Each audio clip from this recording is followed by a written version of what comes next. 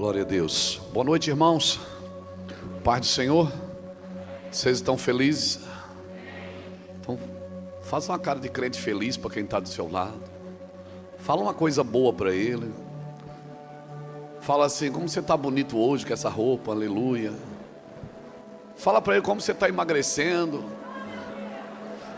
Todo mundo gosta de ouvir isso, irmão. Afinal de contas, todo crente precisa perder 3 quilos, né?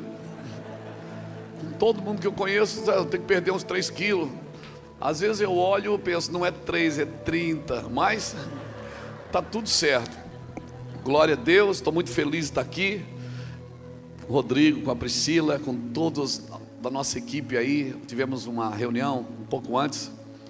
Nossos pastores aqui do Ministério Mevan, preparando as próximas jornadas dos próximos meses desse ano. Amém, foi muito intenso, muito gostoso. A Iraci gostaria de estar aqui também, mas ela precisou ir para São Paulo hoje. Estão chamando a minha esposa para pregar, você acredita? A Iraci a vida inteira fugiu, disse: não, eu não sou pregadora, eu não quero pregar. E ela não precisa pregar mesmo, ela só chegar no lugar já é uma luta. Ela só chega, ela não precisa nem pregar. A presença de Deus na vida dela é muito forte. A Iraci é uma mulher, não é porque é minha esposa não, mas ela é uma mulher muito sólida no Senhor, sem sombra de variações. A Iraci não oscila. Nunca vi daquilo, Jesus. É luta, irmão. Glória a Deus. Tem pessoas que acham que ela é brava. Ela não é brava, ela é sólida. Ela é sólida. Qual os maridos aqui que tem esposa sólida? Isso não é ser bravo, isso é ser sólido, amém, irmãos? Amém? Às vezes é traduzido como é pessoa grossa. Não é grossa, é sólida. Amém? Né? Glória a Deus, que bom, estamos aqui. Nós vamos ter amanhã também uma reunião aqui para pastores e líderes a partir das 9, não é? E vamos abrir para os fominhas também, né, irmão? Pastores, líderes e fominhas, né? Tem uns fominhas que eu conheço que tem mais unção do que alguns pastores que eu conheço. Não, mas é só assim, né? É só para falar. Não, hoje eu estou bom, eu estou querido hoje. Eu não quero falar dessas coisas ruins. E amanhã nós vamos ter essa reunião a partir das 9 da manhã, né? Amanhã acaba a reunião, já tem que voltar correndo, que pega um voo amanhã à tarde. Estamos ao vivo também pelo canal do Mevan Recreio.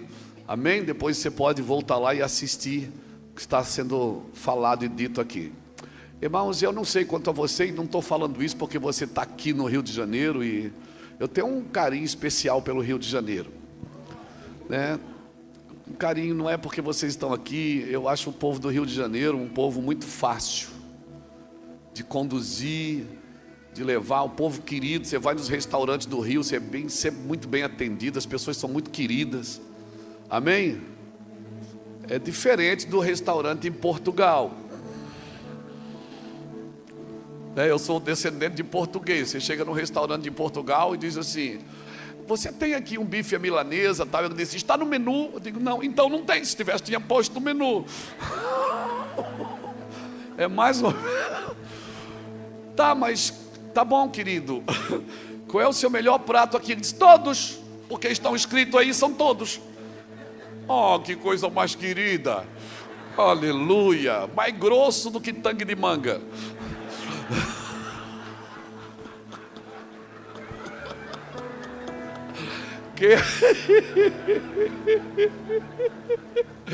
Quem é português aqui não fica chateado não, que eu também sou descendente, viu, irmão? Carrego esta grosseria no meu sangue. Por isso que eu precisava de uma esposa sólida. Aleluia, glória a Deus. Irmão, estou com uma palavra no meu coração. Estava brigando com Deus ali, discutindo e falando: meu Deus, por que o Senhor faz essas coisas comigo? A gente se prepara para uma coisa, chega aqui, o Senhor muda 10 minutos antes. Por que o Senhor não organiza a gente durante o dia? Mas eu estou com uma palavra aqui no meu coração, que eu acredito que é isso que o Senhor quer ministrar em nós aqui nessa noite. Teve um tempo no Brasil que a gente fazia a conferência Alinhamento e Avivamento. Depois a gente passou a ser sobrenatural. E agora é alinhamento sobrenatural. Para não brigar com ninguém, né, Molina? Para não brigar com ninguém. E quando eu falo do Rio de Janeiro, irmãos, é porque eu sinto assim que Deus tem algo para fazer aqui, né? Os relatos que a gente ouve do Rio, muita gente falando, porque o Rio de Janeiro está ficando cada dia mais violento, o Rio de Janeiro está ficando cada dia mais difícil. A gente tem recebido na nossa região lá em Santa Catarina muitos cariocas, muitas pessoas do Rio né? Os irmãos caiçaras que gostam de praia, que gostam do marzão, que gostam de morar na beira da praia e tal, mas que tem fugido da violência. E eu sempre levo um papo com eles. Eu digo: olha, posso falar uma coisa para você? Não fala mais isso do Rio, não. Começa a falar que o Rio de Janeiro continua lindo. Começa a dizer que o Rio de Janeiro tem algo sobrenatural para acontecer. Deus tem algo. Irmãos, vocês têm uma graça para servir, uma leveza para viver, uma leveza. Imagina se você traduzir isso na sua palavra, naquilo que você ensina e prega. Porque a morte e a vida estão no poder da língua. Bem-aventurado é o homem que usa bem esse dom que Deus deu, o dom de falar, o dom de profetizar. E num ambiente profético nós temos que cuidar o que falamos, porque o que falamos vira sentença.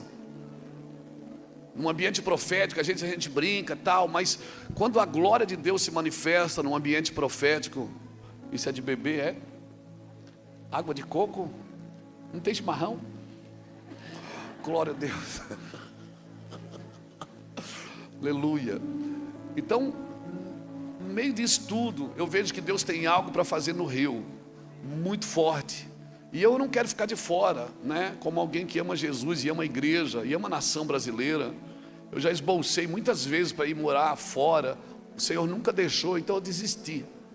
O Senhor disse assim: se você for, eu vou te abençoar, mas se você ficar, a tua voz vai ficar muito forte nessa nação. E eu amo o Brasil, irmão. Eu sou brasileiro de carteirinha. Eu amo essa nação, eu amo o estado do Rio de Janeiro. Eu amo o que eu faço, eu não estou cansado da obra de Deus, né? Você começa a olhar para a grama do vizinho e parece que ela é mais verde que a sua, até você descobrir que ela era artificial. Então, sabe por que eu estou falando isso? Porque eu estou naquele tempo que eu parei de olhar para a grama do vizinho. Eu parei de olhar para a grama do vizinho e disse: ah, meu Deus, que coisa linda, que coisa maravilhosa. E eu comecei a olhar para o meu quintal e vou dizer assim: eu vou fazer algo para Deus que vai fazer a diferença nessa nação. Eu estou comprometido com aquilo que o Senhor me entregou. Eu vou me comprometer. Se é 5 pães e 2 peixes, eu vou usar isso para alimentar multidões. Se é só um pouquinho de azeite, eu vou despejar em vasilhas vazias até que o azeite pare de correr. E certamente não vai parar de correr enquanto tiver vasilhas vazias. Porque às vezes a gente fica se comparando, e quem compara, compete. Se você se compara, parece que está todo mundo fazendo coisas maiores e melhores do que a gente. E o Senhor diz: por que você não fica olhando, por que você não olha para o seu umbigo, por que você não olha para a sua vida? Irmão, tem tanta gente na internet escondendo os seus problemas no problema dos outros. Porque é muito mais fácil você apontar o defeito dos outros, porque você esconde os seus, você maqueia os seus. Falar do pecado dos outros é o melhor esconderijo para os seus. Essa é a hora que você diz: ai, aleluia. Então o Senhor disse para mim: muda a sua voz, muda o seu vocabulário, muda a sua forma de viver. Olha para a sua vida, olha para a sua casa, vai celebrar o que eu te dei. Vai celebrar o que eu te dei. Celebra é isso que eu te dei, celebra isso. Você não tem que ser igual a ninguém, não. Você tem que ser diferente. Quando eu comecei a pregar o evangelho lá em Santa Catarina, e eu não conseguia me enquadrar em algumas coisas, sabe como é que eles me chamavam? Eles diziam assim: é aquele pastor que usa a camisa para fora,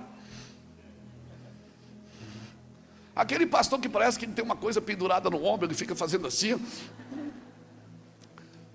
Então irmão, esse é um tempo que muitas vezes a gente quer fugir do tratamento, fugir do deserto, fugir daquilo que o Senhor tem para nossas vidas.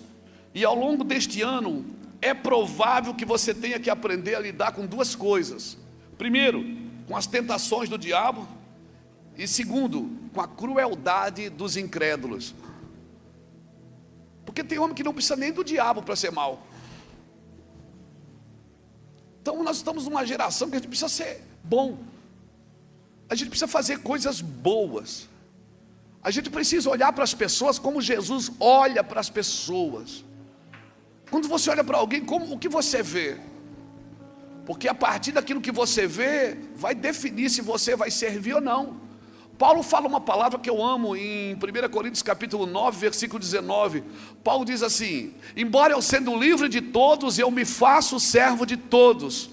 Paulo está dizendo que eu tenho que ser livre de você para poder te servir. Então eu não vou te servir porque você tem a opinião que concorda comigo ou não. Paulo está dizendo, é melhor eu ser livre de você para que eu possa te servir. Porque se você não for livre das pessoas, você não consegue servir as pessoas. Você vai servir quem concorda com você. E a gente não dá ênfase aos contrapontos. É bom ter contrapontos. Deus não diz que nós temos que ser iguais. Ele diz que nós temos que pensar a mesma coisa. Nós temos que pensar a mesma coisa. Pensando sempre a mesma coisa. É isso que nós precisamos fazer. Então, querido, nessa noite eu quero gastar um tempo para falar sobre o deserto. Por que o deserto? Por que você acha que Deus... Qual era a promessa? A promessa é: eu vou tirar vocês do Egito e vou levar para uma terra que mana leite e mel. Essa é a promessa. Mas Deus tira eles do Egito e não leva para a terra que mana leite e mel. Ele leva para o deserto. Por quê? Pergunta para a pessoa que está falando, por quê? Por quê? Vavá, por quê? Porque, irmãos, veja bem, Deus tira você do Egito e leva você para uma terra de muitas opções. Você não pode chegar num lugar de muitas opções sem entender o que é prioridade. Deus tirou o povo do Egito e disse: eu vou levar vocês para a terra que mana leite, mana mel. Você sabia que tem pelo menos 7 produtos em Israel que nascem sem plantar? Figueira, oliveira, romã, mel de tâmaras, leite de cabras. A terra é boa, terra de cobre, está lá em Deuteronômio capítulo 8, terra de cobre, de ferro, terra de ribeiros de águas, nos vales e nos montes. Deus está dizendo: eu vou levar você para esse lugar é poderoso. Só que se eles não tivessem passado pelo deserto para conhecer o favor de Deus, quando você chega no lugar de muitas opções, sem conhecer o que é prioridade, você se perde com a fartura. E a fartura da terra prometida. Você acha que Deus quer te prosperar? Quer ou não quer? Não quer. Ninguém diz amém? Deus, você tem medo do dinheiro, irmão? Não, o dinheiro é do diabo. Não, quer ver o diabo? Fica sem dinheiro para você ver. O dinheiro não é do diabo, o amor ao dinheiro que é. Amém? Então não tenha medo de prosperar. Não tenha medo de dizer: Deus me abençoa. Deus não te colocou numa terra escassa. É que a nossa mente é de escassez, mas Deus não nos deu uma terra escassa. A terra produz tudo em abundância, irmãos. Principalmente o Brasil. Pero Vaz Caminhas, quando escreveu para os portugueses, ele disse que a terra é boa, tudo que se planta dá. Então a terra é boa, nós estamos num lugar de promessa. A terra é boa, mas enquanto a gente não aprendeu o que é prioridade, a gente não desfruta da terra boa. A gente trata a terra como um problema. Então, irmão, o rio não é um problema.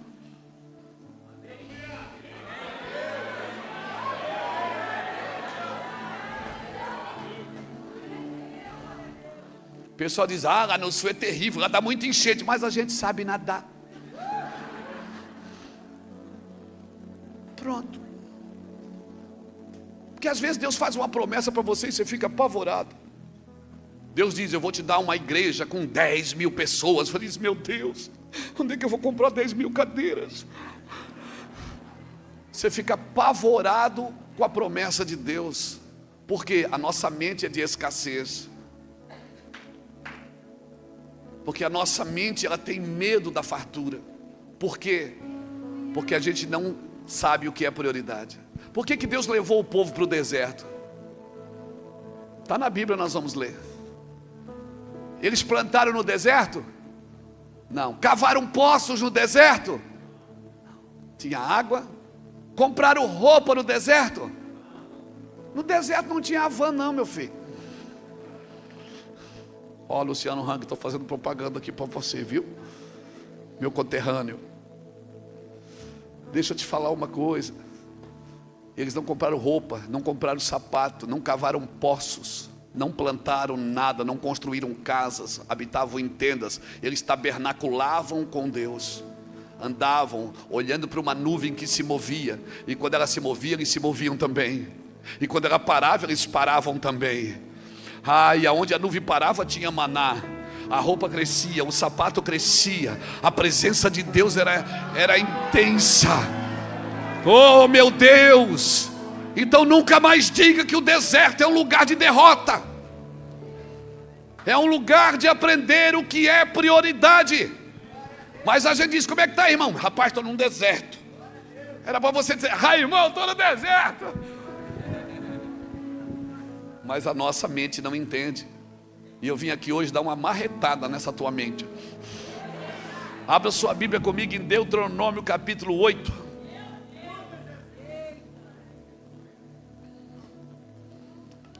Aleluia. Deuteronômio capítulo 8. Vamos lá. Versículo de número 1 diz assim: cuidareis de cumprir todos os mandamentos que hoje vos ordeno, para que vivais e vos multipliqueis e entreis e possuais a terra que o Senhor prometeu sob juramento aos vossos pais. Lembra-te de todo o caminho pelo qual o Senhor teu Deus te guiou nesse deserto por 40 anos. Para quê? Para te humilhar, para te provar, para saber o que estava no teu coração, se guardarias ou não os mandamentos do Senhor.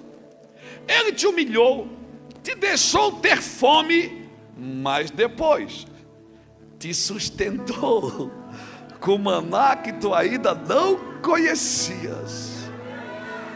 Oh, meu Deus, para te dar a entender que nem só de pão vive o homem, mas de toda a palavra que procede da boca do Senhor viverá o homem. Nunca envelheceu as tuas vestes sobre ti, nem se inchou os teus pés nesses 40 anos. Sabe, pois, no teu coração que como um homem disciplina seu filho, assim te disciplina o Senhor teu Deus. Guarda os mandamentos do Senhor teu Deus, para andares nos seus caminhos e temeres, porque o Senhor teu Deus te faz entrar numa boa terra, terra de ribeiros, de águas, de fontes, de mananciais profundos, que saem dos vales e das montanhas, terra de trigo, de cevada, de vide, de figueira, de romeiras, terra de oliveiras, de azeite e mel, terra que se comerás o pão sem escassez. Mas se eu não mudar a tua mente, tu não vai entender isso. E nada te faltará nela, terra cujas pedras são de ferro e cujos montes cavarás o cobre. Comerás e te fartarás, louvarás o Senhor teu Deus pela boa terra que te deu.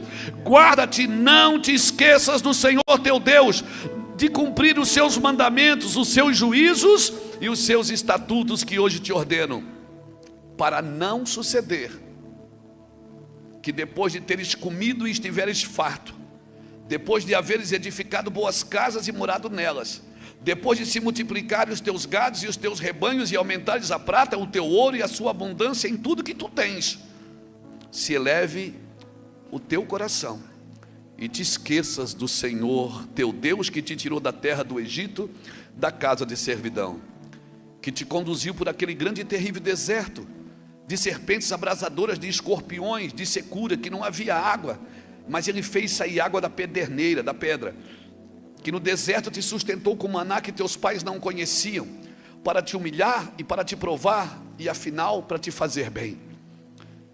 Não digas então no teu coração: a minha força e o meu poder do meu braço me adquiriram estas riquezas. Antes te lembrarás do Senhor teu Deus, porque é Ele que te dá força para adquirir riquezas, para confirmar a sua aliança que sob juramento prometeu aos teus pais, como se vê. Se te esqueceres do Senhor teu Deus e andares após outros deuses e os servires e os adorares, protesto hoje contra vós outros, que perecereis. Como as nações que o Senhor destruiu de diante de vós, assim perecereis, porquanto não quiserdes obedecer à voz do Senhor vosso Deus. Uau!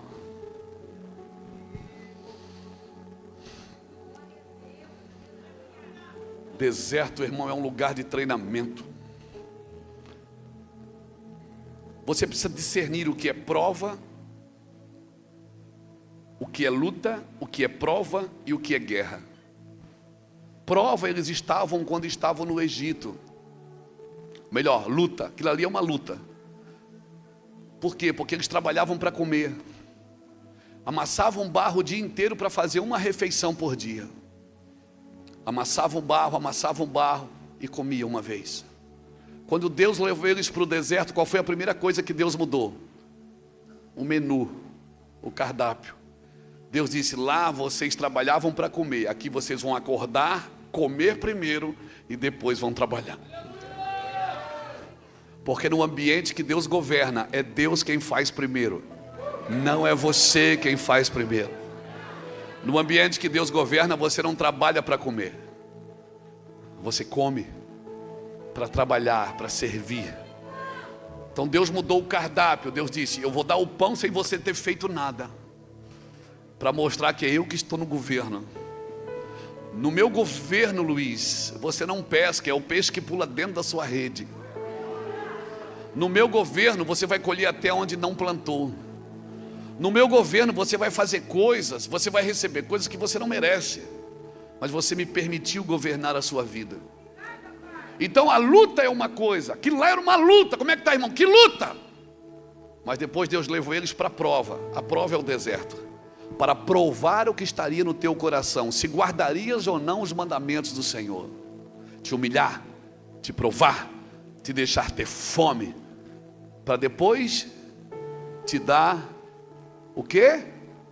Um maná que tu ainda não conheces. Aí você me pergunta assim, ó, posso andar aqui? Passa ônibus aqui, papa, né? Aí você me diz assim: pastor, mas por que o meu deserto não passa? É porque você está na prova. E se você faz a prova e não é aprovado, você tem que fazer a prova de novo. E enquanto você não deixar Deus governar a sua vida, você vai ter que estar sempre fazendo a prova. Então, meu filho, joga a toalha. Joga a toalha e deixa Deus te governar. Deixa Deus te governar. Você não vai vencer a Deus. Você tem que deixar Deus fazer. Não adianta você brigar, não adianta ficar com raiva de Deus. Deus não tem pena de você. Ele te capacitou, Ele te deu condições. Para. Mas por que eu não saio da prova? Porque você reprova. Como é que eu reprovo? Porque você quer fazer da sua carne o seu braço forte. Você acha que é a sua capacidade que está te dando tudo isso. Não digas no teu coração que é o meu braço que me dá poder para adquirir riqueza. Antes te lembrarás que é o Senhor teu Deus que te dá poder para adquirir riquezas. É o Senhor que te governa. É o Senhor que governa a sua vida, sua mente, seus sentimentos, pensamentos. Mas você tem que deixar. O livre-arbítrio custou muito caro para o céu. Porque você tem livre-arbítrio, você decide, quer ou não quer. Está aí, está na mesa. Eu deixo os dois caminhos, bênção ou maldição. você decide. Por quê? Mas Deus não me ama. Ele te ama, mas não existe amor forçado. Amor forçado é estupro. É por isso que Deus não força você a amá-lo, não força você a obedecê-lo. Eu decido ou não fazer isso. Pastor, mas é difícil. Quem falou que é fácil? Sabe qual é o problema do amor? É que a gente separou o amor da disciplina. Aí quando você tem que disciplinar, as pessoas acham que você não ama. Mas a Bíblia diz ao contrário, que Deus disciplina aquele que tem por filho. Aquele que Deus ama, Deus disciplina. E se estás sem disciplina, então não és filho, és bastardo. Aleluia. Então luta é uma coisa, prova é aqui. E guerra é quando chegou na terra prometida. Porque Deus disse, a terra é de vocês. Todos esses frutos vão estar na terra. Só que ali na terra tem os heteus, os jebuseus. Vocês vão ter que matar essa turma, vocês vão ter que tirar eles da terra, vocês vão ter que expulsar eles da terra. Os filisteus, e assim vai, um monte de eus. A terra é de vocês, mas ali vocês vão ter que guerrear. Então se você está no lugar de muita guerra, é porque o lugar é seu. Pastor, esse aqui é uma guerra, pastor. O lugar é seu. Guerreia porque a terra é minha. Essa terra prometida já é minha. Só que é eu que tenho que expulsar. Essa terra é minha, mas meu Deus, é uma guerra. Meu Deus, que guerra! A guerra sinaliza o quê? Que Deus me entregou esse lugar. Essa guerra é minha. Aleluia. E eu preciso guerrear com as armas do Espírito. Eu não preciso sair da terra, a terra é minha. Eu não tenho que recuar, a terra é minha. Mas como que eu vou receber uma terra se eu não entendi o que é prioridade? Muitas guerras que eles venceram, eles não lutaram. Eles só adoraram, eles foram e venceram. A gente diz assim, ah meu Deus, ali é difícil. A gente estava lá em Campo Grande ontem com o pastor Wesley. Quando eu falei lá, você vai em Campo Grande? Vou, Campo Grande é pesado, hein? Pô, sinistro, mano. Tá maluco? Como vocês falam aqui? Legal pra caramba.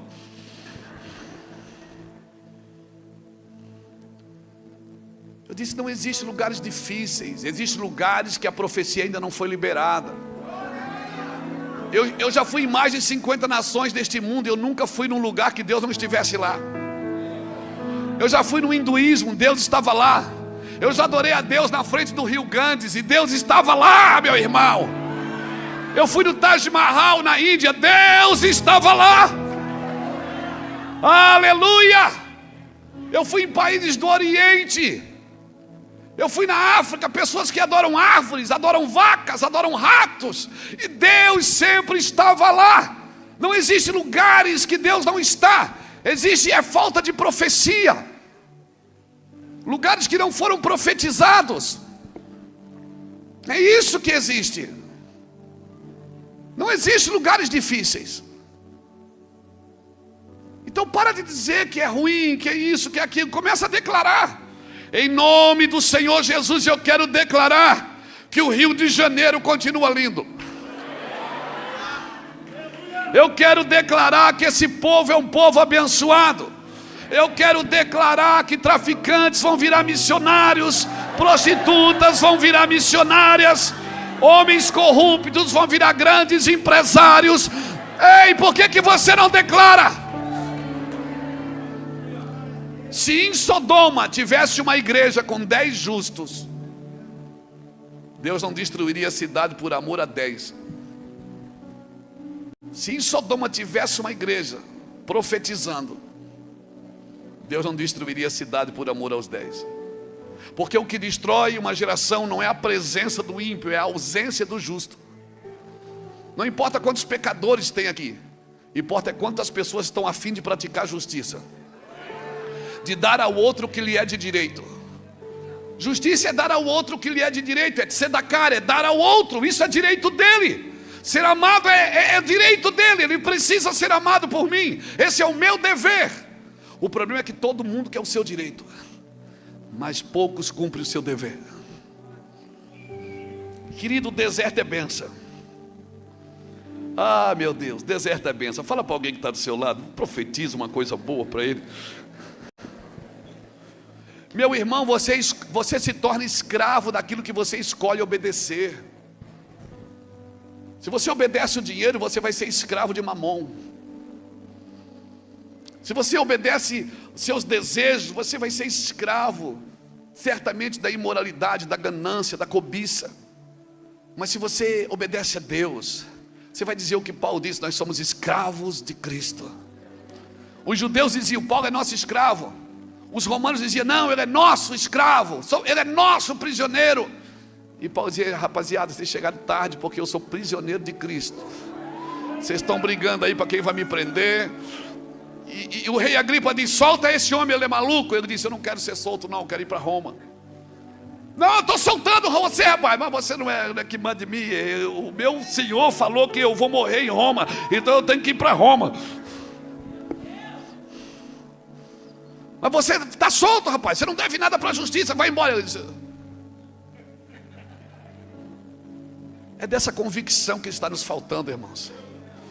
Essa convicção de quem nós somos em Cristo. Você se torne livre do pecado para se fazer escravo da justiça. Nós somos escravos do amor.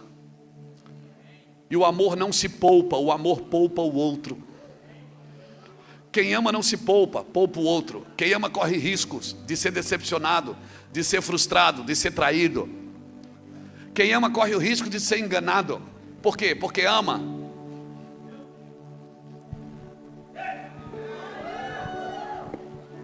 Não, Deus me livre, eu não vou mais, nunca mais. Vai ter que fazer de novo. Faz a prova de novo. Amar é correr riscos. E você não consegue servir ao Senhor sem isso. A gente está querendo se preservar dos riscos, dos danos. Aleluia. Aí você diz: pastor Luiz, você parece que falando dessas coisas você não tem luta. Luta? Eu tenho batalhas fantásticas, lutas terríveis, guerras sobrenaturais. Mas em todas essas coisas, não é sem essas coisas, não é longe dessas coisas. Em todas essas coisas nós somos mais do que vencedores em Cristo Jesus. Então deixa eu te falar uma coisa: o lugar mais seguro da sua vida é dentro do propósito de Deus. O lugar mais seguro na sua vida não é atrás do seu muro, não é atrás do seu carro blindado. O lugar mais seguro da tua vida é dentro do chamado de Deus, dentro do chamado de Cristo, dentro daquilo que Deus te chamou para viver. Amém, irmãos? Amém? Agora eu preciso saber que tem coisas na minha vida que não serve mais. Não serve. O deserto é para você ir deixando bagagem também no caminho. Eles não construíam casa, irmãos. Por quê? Porque a nuvem se movia, todo mundo tinha que se mover. Às vezes a nuvem parava um ano, eles paravam um ano. Às vezes a nuvem parava um dia, eles paravam um dia. Mas quando a nuvem se movia, todo mundo se movia. Por quê? Porque aquela era a vontade de Deus. E nós estamos iguais, irmãos. Nós estamos tabernaculando com Cristo. Amém? Nós estamos tabernaculando. Às vezes nós fazemos coisas e nos tornamos escravos delas. Às vezes você faz quantas estruturas que você faz e você se torna escravo daquilo que você mesmo construiu. Tem algumas coisas que você precisa deixar para trás. Amém? Louvado seja Deus. O que não é mais necessário, você deixa para trás. Agora não é você que decide o que não é mais necessário, é Deus. Noé, imagina, Noé, aquele garoto, Noé, com 600 anos, garotão. Deus vem para ele e diz: Noé, você vai fazer um navio para mim, um barco, vou te usar. Noé, eu vou te usar. E Noé passa, cronologicamente falando, de 80 a 120 anos. Noé passa construindo aquilo que Deus mandou. Quem é que deu as medidas? Foi Deus. Quem é que deu a revelação para fazer? Foi Deus. Quem é que disse que tinha que fazer? Foi Deus. Agora imagina, Noé construiu uma arca, vamos usar 100 anos. Vamos ficar no meio ali, entre 120 e 80. Noé constrói uma arca, leva 100 anos para fazer, que ele usa só 1 ano, porque ele ficou dentro da arca 1 ano. Choveu 40 dias e 40 noites, encheu a terra e levou 1 ano para baixar as águas. Aí a arca encalhou a arca. Deus tira Noé de dentro da arca e diz: Noé, deu, pode tacar fogo na arca, pode. Não, está amarrado. Não, foi Deus que me deu essa obra. Isso aqui foi Deus que mandou eu fazer. Eu obedeci tudo, todas as medidas eu obedeci. Deus diz: não é, deu, acabou, amor. Mano, vamos para frente. Não é. A prioridade não é construir a arca, é reconstruir o mundo. Então a arca foi para um tempo, não é? Foi para salvar sua casa, sua família. Agora chega, agora eu estou tirando você desse ambiente. Não é? E eu vou recomeçar com você e você vai reconstruir o mundo. Então se prepare, porque nos próximos dias Deus vai olhar para alguns de vocês e vai dizer: chega, não é mais assim que eu quero.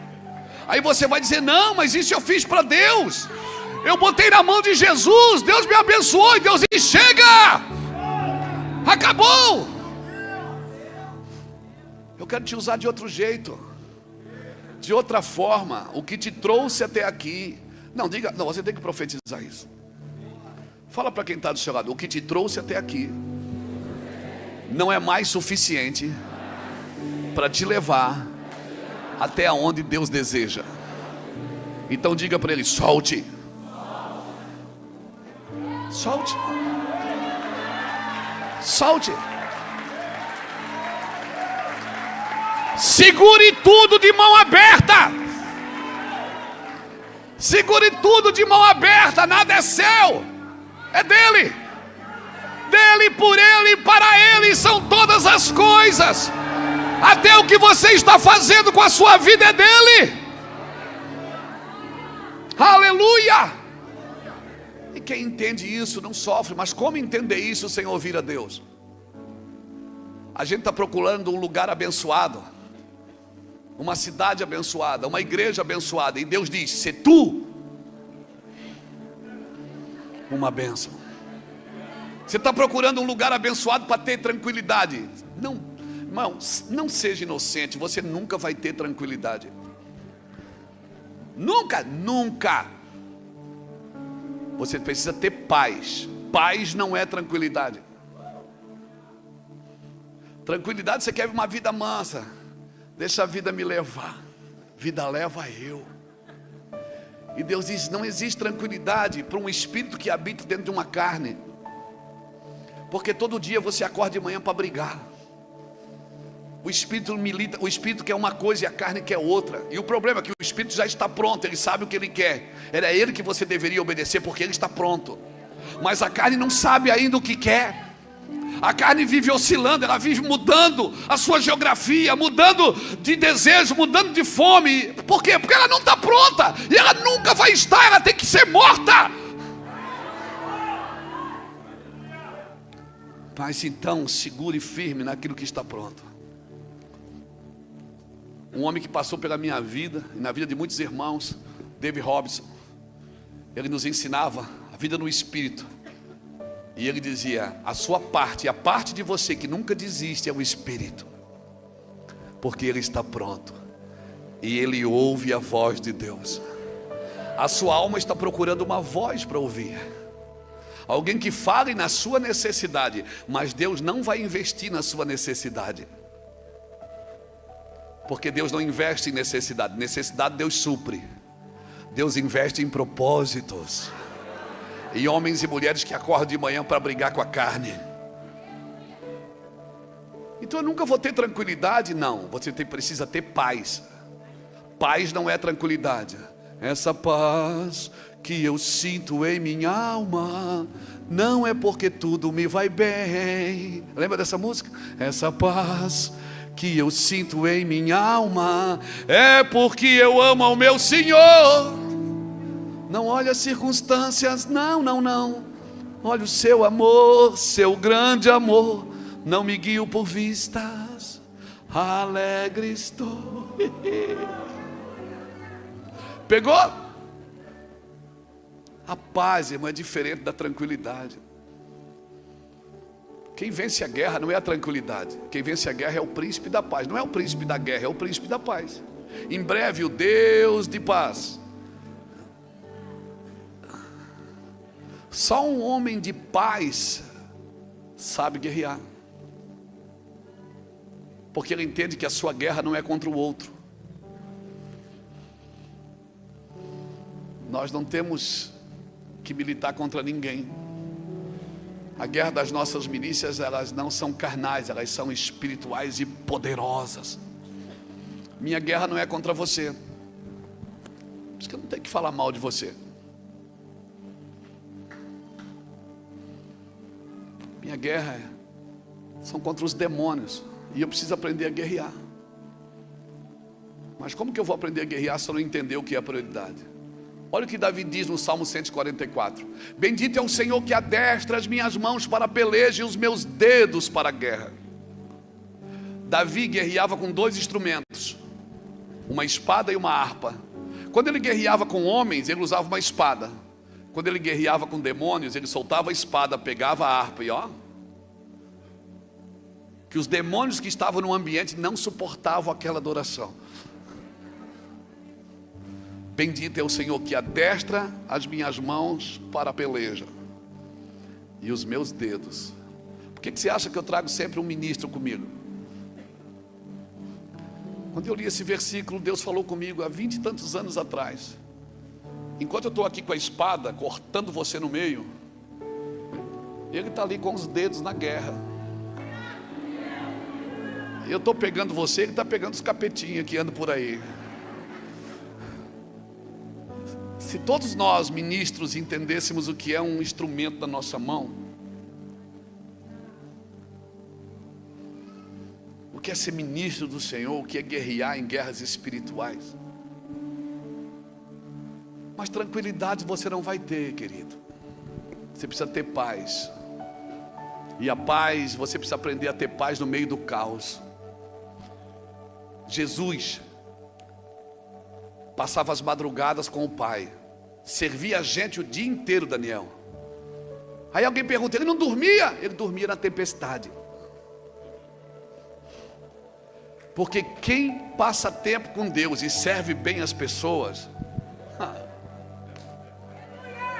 vai dormir em qualquer tempestade da sua vida, meu irmão. Quem consegue tirar alguém da sua paz? Quem consegue? Aí eles falaram, Jesus, você não se incomoda ali. Vento, mar, se é eu, volta a dormir. Por isso que o Senhor dá aos seus enquanto dorme. Porque se você não sabe como se mover, melhor é você ir dormir para não atrapalhar Deus. Mas eu acordei 3 horas da manhã para orar, para falar o que para Deus? Para dizer o que Deus tem que fazer ou para ouvir a Deus? Porque você pode estar atrapalhando o que Deus quer fazer, com a sua vontade. Oração não é para dar conselho para Deus. Tem gente que dá conselho e dá até prazo. O senhor tem 1 semana e Deus diz, amém meu filho, amém, pode deixar meu filho, eu vou te obedecer. Deus fica olhando e diz, tadinho dele, menino. Então, quando você vai ouvir a Deus, oração é para ouvir a Deus. O que é que eu faço para ouvir a Deus? Para de falar. Que oração que Deus quer me responder? Aquela que Ele me dá. Romanos 8:26 diz que nós não sabemos pedir como convém, mas o Espírito intercede conosco com gemidos inexprimíveis, porque segundo a vontade de Deus. Ah, meu Pai, quando eu aprendi isso, eu parei de dar trabalho para Deus, irmão. Eu acordo, fecho meus olhos, dobro meu joelho, ligo a minha música. Minha alma fica gritando, fala alguma coisa. Diz o que é que você quer. Fala para Deus daquele cara que te persegue. Diz para Deus matar ele, diz. A alma fica dizendo, mata ele, Jesus. A alma fica gritando na porta, vai trabalhar, você tem tanta coisa para fazer, você vai ficar aqui sem fazer nada.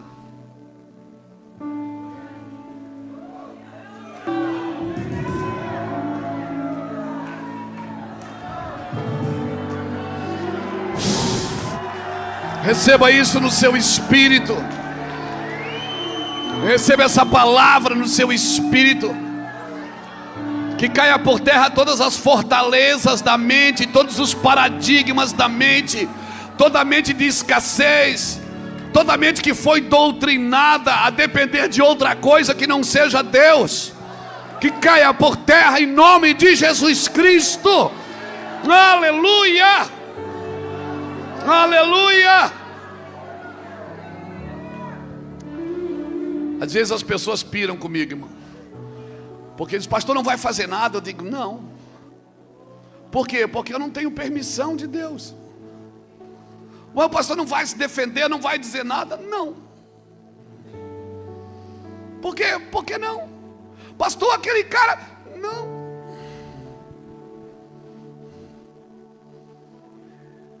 Se eu estendo as mãos, Deus cruza os braços.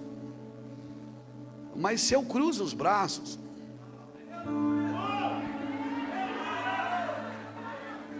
Deus estende a mão. Evangelho não é uma mensagem de sobrevivência. Evangelho não é para ensinar, o diabo está se levantando, o diabo tem um plano. Não, irmãos. Evangelho é para dizer, Jesus está voltando. Ele quer equipar você, preparar você, ensinar você sobre prioridades. Aleluia. Eu amo demais uma Evan, irmãos, mas eu amo muito mais a Iraci. E se eu tiver um dia que escolher, vai ser ela. Eu falo para a igreja que eu sou pastor.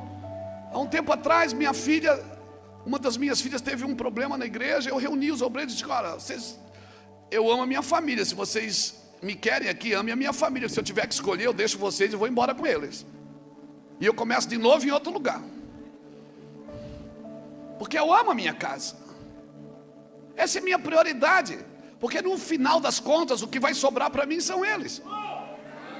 Quando eu tenho 58 anos, quando eu tiver mais velho, eu não vou ter tanta força para entrar num avião, ir para uma nação pregar, subir num altar. E não vem com esse papinho de me jubilar não, hein? Não pra cá com isso não.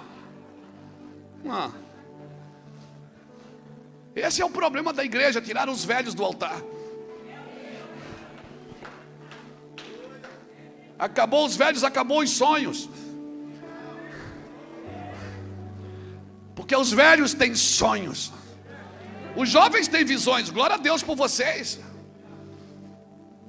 Mas tiraram os velhos do altar. Acabou os sonhos, ninguém mais sonha com o futuro, ninguém mais sonha com a volta de Cristo. Prioridade, diga comigo, prioridade. Diga necessidade. Diga desejo. Essa é a minha escala de vida. Prioridade, necessidade e desejo. Exemplo. Eu tenho lá na igreja um violão que arrebenta a corda toda semana. Qual é a minha prioridade? Comprar corda para o violão. Mas eu tenho uma necessidade. Qual é? Comprar um violão novo. Mas eu tenho um desejo, é comprar um Martin. Custa $30 mil. Eu não tenho nem dinheiro para corda, eu já quero entrar no desejo. E aí eu não consigo cumprir o meu desejo, eu digo, Deus não me abençoa. Claro, mané. Você tem que se levantar prioridade, necessidade e desejo. Cumpra primeiro as prioridades. Até que chegam as necessidades e você consiga cobrir as necessidades. Até que vem os desejos e você diz, uau, eu agora posso. Aí tem pessoas que nunca saíram da prioridade, nunca entraram nas suas prioridades. Quando vê alguém cumprindo os desejos, fica dizendo, olha aí, ó. Olha aí, ó. Não, irmãos, faça o dever de casa, dá certo para todo mundo. Anda na prioridade. Cumpra com as necessidades que você precisa cumprir. Os desejos. Veja bem, Honra o Senhor teu Deus e Ele satisfará o quê? Ele satisfará a prioridade? É o desejo. Porque prioridades é você que tem que cumprir.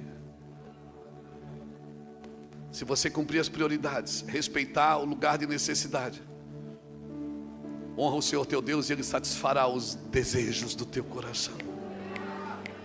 Aí sabe aquele carro que você sempre quis a vida inteira, nunca conseguiu comprar, mas você fez o dever de casa, você cumpriu as prioridades, aleluia. Você não tem uma casa, você tem um lar.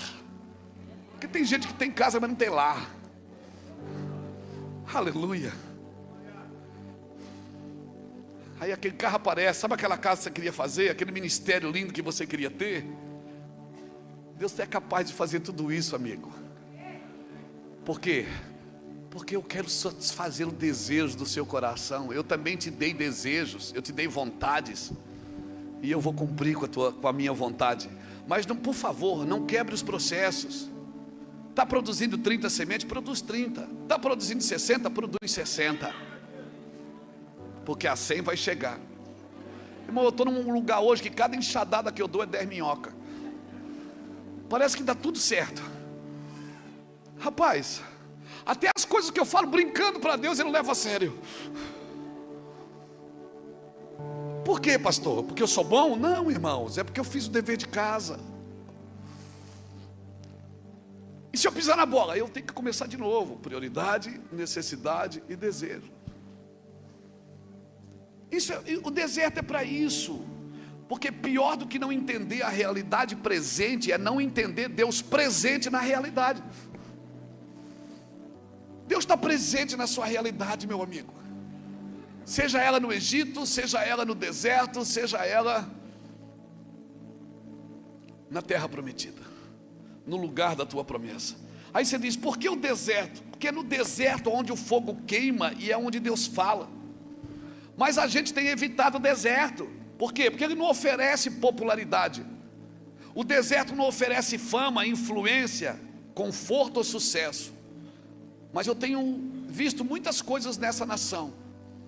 Muitos profetas, eles têm perdido a unção mais pela popularidade do que pela perseguição. Perseguição não destrói profeta, irmão. O que destrói é popularidade. Por isso, quando as pessoas começarem a te aplaudir, a reconhecer quem você é, não sai do seu lugar de prioridade. Não sai do seu lugar. Alguém perguntou para mim assim, Luiz, você não tem medo da fama? Eu disse, não, porque eu tenho um propósito para a fama. Porque se o meu Jesus me deixar famoso, Ele vai ficar famoso, porque eu não tenho nada nesta terra. Aqui tudo é vaidade, irmãos. Vai passar. Eu tenho 58 anos, tem coisas que eu quero que eu não queria antes, e tem coisas que eu queria que eu não quero mais. Por quê? Porque era vaidade. Tinha nada a ver comigo, não tinha nada a ver com o propósito de Deus, nem com os desejos do meu coração. Era só para competir com os outros. Lembra de Raquel? Quem lembra de Raquel, mulher de Jacó? Quem lembra de Raquel? Lembra de Raquel na Bíblia? Raquel não tinha filhos e ela via a irmã dela, Lia, ter filhos. E a Bíblia diz que Raquel era robusta. Era uma palavra que Deus usou para dizer que ela era linda. E quando Deus fala de Lia, Ele diz que a Lia tinha o semblante caído. É uma palavra que Deus usou para dizer que a Lia era fraca de aparência. Porque até para chamar de feio, Deus é lindo. Então Deus diz, a Raquel era robusta e a Lia, ela tinha o semblante caído.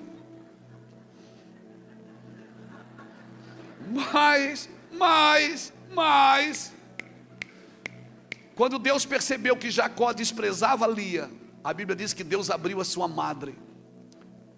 E os filhos de Jacó mais contundentes são filhos de Lia. Judá é filho de Lia. Rúben é filho de Lia. Issacar é filho de Lia. Meu Deus, a descendência de Jesus é filho de Lia. E Raquel não tinha filhos.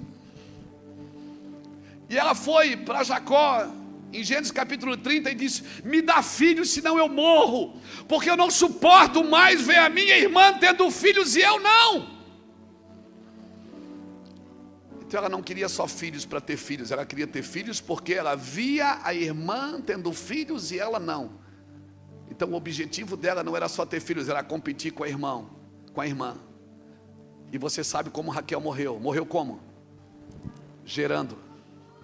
Porque se você quer filhos só para competir com os outros, eu falo isso para as igrejas, se você quer encher suas cadeiras só para competir com os outros, você vai morrer gerando, meu amigo.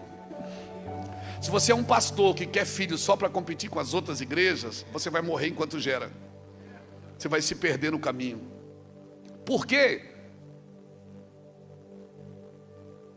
Porque eu não tenho que me preocupar com os outros. Evangelho não é isso, irmãos. Evangelho não é isso, irmãos. Evangelho não tem a ver comigo, tem a ver com o outro. E aí a gente passa um deserto, Deus está treinando a gente. E a gente diz, que luta. Por que as coisas não prosperam? Irmãos, o deserto oferece uma coisa que você não encontra em outro lugar nenhum. Uma vida íntima com Deus sem distração. Meu irmão, meu Deus. Muitos de nós usamos a palavra deserto para dizer, estou passando um tempo ruim. Estou passando por um deserto. Para descrever um período difícil, improdutivo em nossas vidas. O deserto não é um lugar improdutivo, irmãos, é um lugar de comunhão plena com Deus.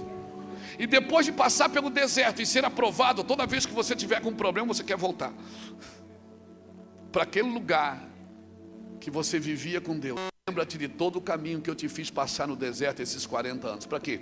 Para te humilhar, para te provar, para saber o que estava no teu coração. Não é que Deus precisa saber, Ele é onisciente, Ele sabe. Quem precisa saber o que está no teu coração é você, para saber se tu guardarias ou não os mandamentos do Senhor. E depois eu te dei um maná que tu ainda não conhece. Irmão, só quem passou pelo deserto tem uma revelação que Deus não dá a qualquer um. E eu não estou falando de uma revelação para pregar, que palavra, vou pregar, não. É uma revelação para viver. É um cotidiano. Nós temos a tendência de ver o deserto como uma estação temporária. Não, meu deserto vai passar. Quando o meu deserto passar, a gente canta isso, meu irmão. Quando passar o meu deserto. Porque a gente só vê deserto como coisa ruim. E Deus diz, cara, foi o tempo que vocês mais viveram comigo. Vocês não compraram sapato, não compraram roupa, não compraram marmita. Meu Deus, eu cuidei de vocês.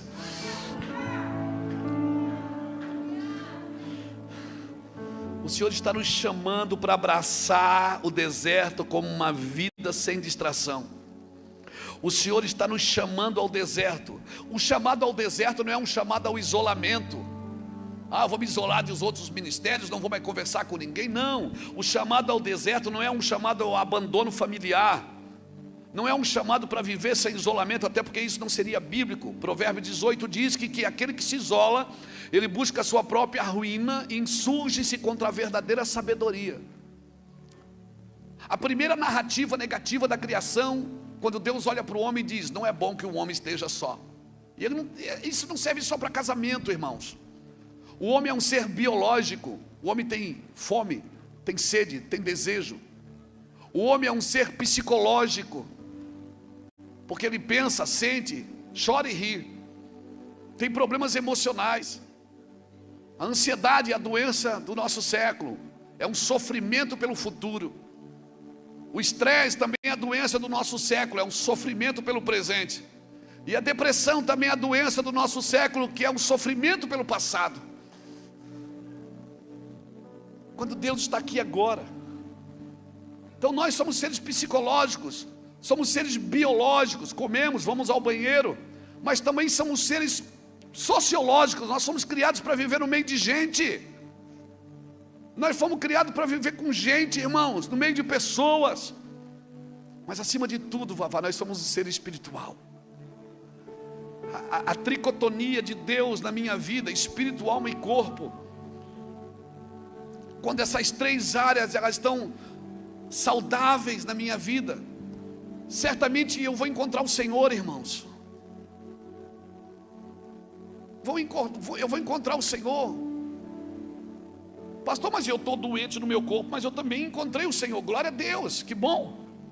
Mas muitas das doenças que nós carregamos no corpo são frutos dos nossos pensamentos, dos nossos sentimentos, das coisas que não foram tratadas em nós, porque nós não temos tempo com Deus. Deus quer se revelar a nós. Ouve, Israel, o Senhor. Olha que interessante, a palavra ouvir no hebraico, a tradução é chamar. E a palavra obedecer no hebraico, a tradução também é chamar. Porque não existe duas traduções para Deus. Ouvir e obedecer para Deus é a mesma coisa. Então quando Deus fala, Ele espera que você ouça e obedeça. Então Deus não tem motivo. Por que Deus não fala comigo? Porque você não obedece. Procura obedecer uma vez, Ele vai falar de novo. Você obedece, Ele fala de novo. Você obedece, Ele fala de novo. Obedece, Ele fala de novo. Mas às vezes nós queremos o presente, não a presença. A gente prefere o presente do que a presença, irmãos. E a forma que nós olhamos para Deus é a forma que nós criamos os nossos filhos. Às vezes é mais fácil dar presente do que a nossa presença. Às vezes é mais fácil dar uma bicicleta para ele andar do que comprar duas, uma para mim, uma para ele, para mim andar com ele. Sabe, se nós entendêssemos que a presença de Deus, ela que nos nutre, que nos alimenta. Irmão, um chamado ao deserto é um chamado para viver uma vida dando lugar e tempo a Jesus sem distração. Lucas capítulo 5, versículo 15 e 16. Lucas 5, versículo 15 e 16. Depois você lê na sua Bíblia, olha o que está escrito. Porém, que se dizia a seu respeito, cada vez mais se divulgava, e grandes multidões afluíam para ouvirem e serem curados das suas enfermidades. Porém, ele se retirava para lugares solitários e orava. A minha tradução diz lugares desertos. A fama de Jesus se espalhava, mas ele não ficava para receber as palmas. O objetivo dele era almas. Não estou dizendo, irmãos, que as pessoas não podem admirar outras, por favor, eu seria ignorante. Eu estou dizendo que muitas coisas que nós buscamos não tem a ver com o cristianismo. Abraçar o deserto requer de nós uma mudança profunda de mentalidade. E essa mudança de mentalidade significa que eu vou ter que adotar alguns valores que eu não tinha. Algumas formas de vida que eu achei que não tem nada a ver. O meu problema é que eu vou abrindo pequenas concessões. Eu vou abrir pequenas concessões. E eu vou abrindo pequenas concessões. Não abre, irmãos, pequenas concessões. Beber é pecado? Não, mas se embriagar é. Então, se você já teve problema com bebida, não beba, irmão. Amém? Amém? Comer é pecado? Não, mas glutonaria é. Lembra de Sansão? Quem lembra de Sansão na Bíblia? Você lembra que Sansão passou e lutou com o leão e matou o leão? Lembra? Lembra que tinha um leão lá, ele matou, rasgou o leão no meio? E ele foi para a viagem dele. Quando ele volta, o que é que tinha dentro do leão? Tinha um favo de mel. Ele parou e comeu. Deixa eu dar uma receita para você. Não volte para comer mel de leão que você já matou. Você já matou aquilo, não volta lá. Você já parou aquilo na sua vida, não volta, irmão. Você teve problema com pornografia, cuidado com o que você assiste. Isso é prioridades para a sua vida. Isso é os desertos que você acha que muitas vezes foi Deus que te levou. Em muitos desertos não foi Deus que te levou, foi você que entrou. Você que entrou e você acha que Deus tem que te abençoar. Não, não vai abençoar, irmão. Um caminho com Deus no deserto é totalmente diferente dessa cultura proeminente que nós vivemos hoje. O sangue de Jesus tem poder. Então para de olhar para o deserto como um lugar a ser inevitado. O deserto é um lugar de ambientes, de processos e de destinos. Não dá para ter um estilo de vida superficial servindo a Deus. Não dá. Você está tão sério. Estou até com medo. Abraça esse caminho. Irmão, Jesus, antes de começar seu ministério, foi para onde? Quem levou ele? Foi o diabo? Foi Jesus, foi o Espírito, irmãos. O que ele teve no deserto? Teve fome. Por quê? Porque até Jesus, ali no deserto, aprendeu os seus limites. O Jesus homem aprendeu sobre os seus limites. Aprendeu sobre o mundo espiritual ali, porque ele estava ali como homem. Ele aprendeu sobre o mundo espiritual, que o demônio veio tentar ele. Ele aprendeu que o ministério é divino, mas que nós somos humanos, nós temos limites. Ele aprendeu sobre os demônios e as suas tentações, o Jesus homem. Mas ele aprendeu uma coisa que eu preciso aprender. Ele aprendeu sobre a provisão de Deus. Quando ele estava com fome, os anjos vieram e o serviam. Porque enquanto você tiver condição de dar um jeitinho, você não depende de Deus. E você vai fazendo da sua carne o seu braço forte. Eu te provei, te humilhei, te deixei ter fome para te dar um maná que tu ainda não conheces. Para que tu saibas que nem só de pão vive um homem, mas de toda palavra que procede da boca de Deus. Lembra que eu vou te levar para uma terra farta, terra abençoada. Mas depois de tu comeres, te fartares, não te esqueças do Senhor teu Deus. Não te esqueça, irmão, do Senhor teu Deus. São pequenas concessões que você vai abrindo. Quantas vezes você orava quando só tinha aquela batata, aquele chuchu? Chuchu é bom no tempo da prova, irmão. Porque chuchu tem vitamina A, B e C, água, bagaço e casca. É só para você relaxar um pouco, você está muito sério. Aleluia. Aí você orava pelo almoço, lembra? Chorava, dizia: oh Deus, obrigado. Hoje a tua mesa está farta. E quantas vezes você senta para comer e esquece? Ah, pastor, mas isso é religiosidade. Não é não. São gatilhos de proteção. São gatilhos de proteção. Lembra quando você dormia no beliche? Lembra? Você dobrava o joelho, chorava e orava. Hoje você dorme na King. Aleluia. Faz massagem em você, meu filho. E quantas vezes você vai dormir sem dizer: Deus, obrigado pelo dia. Senhor, obrigado, o Senhor guardou minha vida. Quantas vezes você acorda, já acorda com o celular, esquece de tudo. Já bota o celular do lado da cama, porque você já acorda doido para falar, doido para resolver BO. Quantas vezes você acorda, não? Quantas você se arrastava da cama assim e dizia assim: Deus. Quantas vezes você pegou no sono do lado da cama, quando você orava, você não era ninguém, você não tinha nada.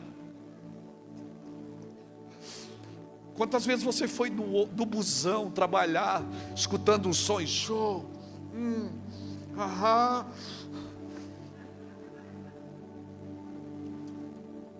E agora você está curtindo outras coisas que não falam no seu coração, falam no seu ego. Ah, cara, não faz pequenas concessões. Um pouquinho de coisa ruim pode estragar muita coisa boa. Se a mosca morta cair no perfume do perfumista, ela exala mau cheiro. Então o que eu faço, pastor? Ó,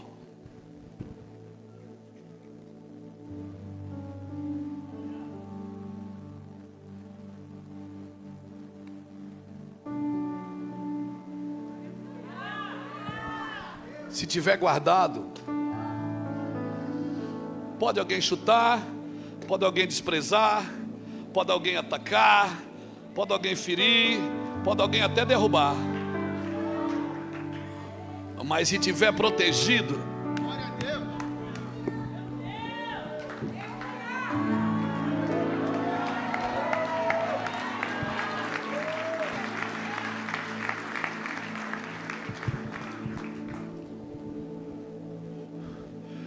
Guarda o que tu tens, para que ninguém tome a tua coroa.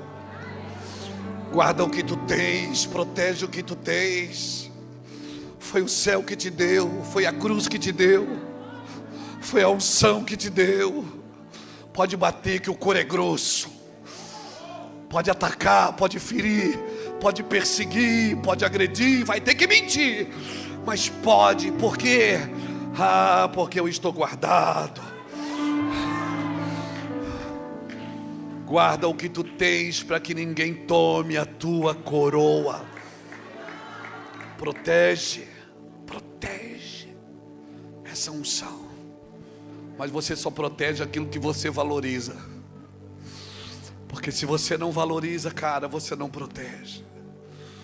Por que você vai viajar e protege a tua casa? Deixa o alarme ligado, deixa quem vai buscar seu filho, quem vai levar, quem vai trazer. Você põe a cerca elétrica, você põe o cachorro, você põe, porque aquilo é valoroso para você. Faça isso com a unção que Deus te deu. Não, meus olhos não vão olhar para qualquer coisa, meus ouvidos não vão ouvir qualquer coisa, minhas mãos não vão tocar em qualquer coisa, minha boca não vai proferir palavras torpes. Não, eu não vou deixar minha alma, os sentidos da alma me roubar de quem eu sou no Senhor. E a gente fica discutindo, pode ouvir música do mundo, pode beber, pode fumar. Isso é muito pobre. Isso é muito pobre. Se você é um homem de Deus, uma mulher de Deus, você é blindado.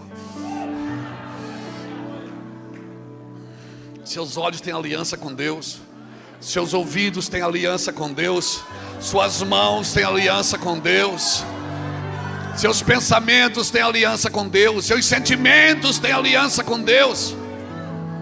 Aleluia! Guarda o que tu tens para que ninguém tome a tua coroa. Provérbios 4:23. Filho meu, cadê?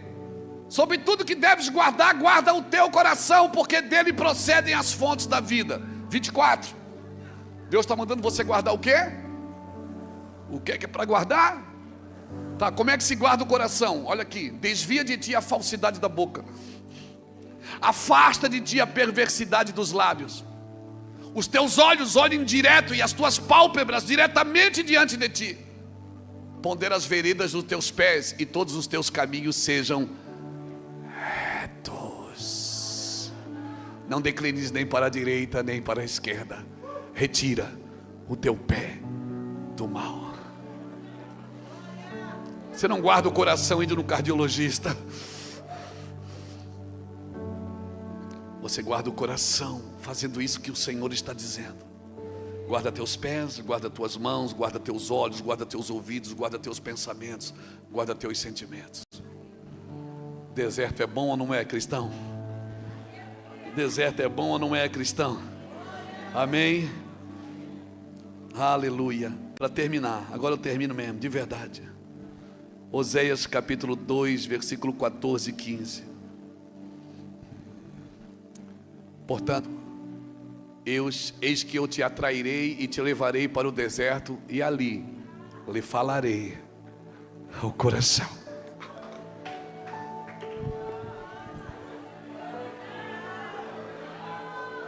Versículo 15. E lhe darei dali suas vinhas, e o vale de Acor por porta de esperança. Serás obsequiosa, como nos dias da sua mocidade, como nos dias em que subi da terra do Egito. Naquele dia o Senhor, ela me chamará meu marido, e não me chamará de meu Baal ou de meu Senhor.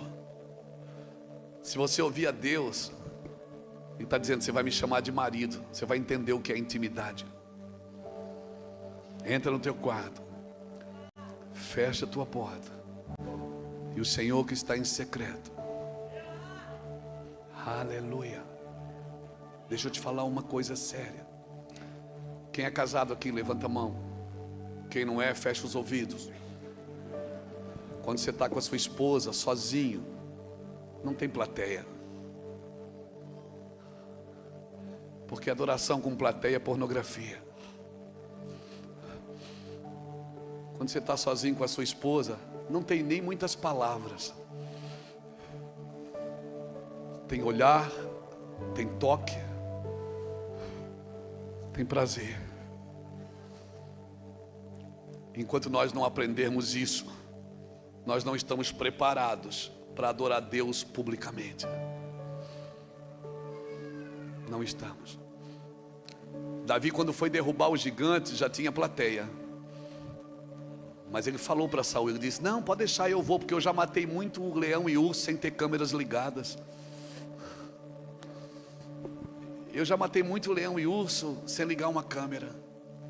O que te garante estar diante das pessoas é o que você fez quando ninguém estava vendo. Foi o que você fez quando ninguém estava assistindo. Eu quero orar por você. Eu sinto um peso de temor naquilo que eu estou te dizendo, irmãos. Eu sei que hoje é um dia de lágrimas. Sinto um peso, um temor de Deus. É como se Deus estivesse dizendo: eu vou te atrair para o deserto e vou falar no teu coração. Eu vou te atrair para o deserto e vou falar. Você está ouvindo muitas vozes, mas eu quero falar no teu coração como que eu penso o Evangelho, diz o Senhor. Como que o Senhor quer que você seja ousado, como que o Senhor quer que você seja movimentado. Tem um jeitinho, Rodrigo, que Deus fala com a gente que a gente entende. Dói, mas é bom. Fica de pé comigo, querido. Aleluia. Glória a Jesus. Essa mensagem está lá no canal do Mevan Recreio. Depois você assiste lá de novo. Seria importante você ouvir de novo. E seria tão importante você ouvir sozinho. Só você e Deus.